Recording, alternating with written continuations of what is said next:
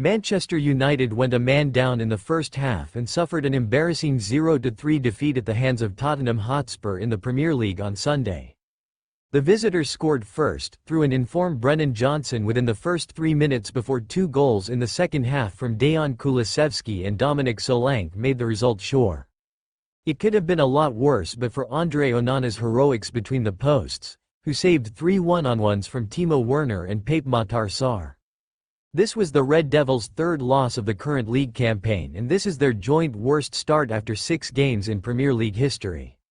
United looked clueless right from the start long before Bruno Fernandes' red card in the 42nd minute. The writing was on the wall with the way the visitors started. They scored within 3 minutes and were on the front foot right from the word go. And the hosts looked lethargic and were second best to all 50-50 balls and looked well off the pace. Playing at home in a game of this magnitude, the performance begs the question. What did Sack Ten Hag do in training before the game? Spurs pressed from the front while the hosts adopted a mid-block at home. United kept trying to play out from the back but hardly ever managed to do it properly, and fans will wonder what the players do in training and what is the plan here exactly. Ever since last season, this team looks a disjointed lot with no proper tactics and a lack of a clear game plan. Sunday's loss at Old Trafford was their 8th out of 20 games under this manager.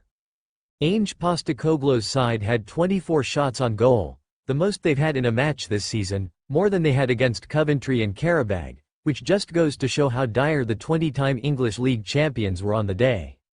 The writing was on the wall from last season when his chaos ball ruined the season, and it seemed like Ineos would do the right thing by parting ways with the former Ajax coach. But the FA Cup final win meant they kept their faith in him and even backed him with significant signings, but nothing has improved. Things will only get harder for Ev. Add the captain's absence from 3 games for a direct red, a harsh one for sure, and Kobbie Mainoo's injury, things will only get harder. This manager has taken the club as far as he can take them, and to prevent further misery, a change in the dugout is needed as soon as possible. Or else, forget about returning to the Champions League. A top-half finish might just elude them considering the way this team has played this season. Ten Hag looks clueless and Ineos have persisted with him long enough. With Aston Villa up next in the league, not too many fans will be optimistic about a positive result.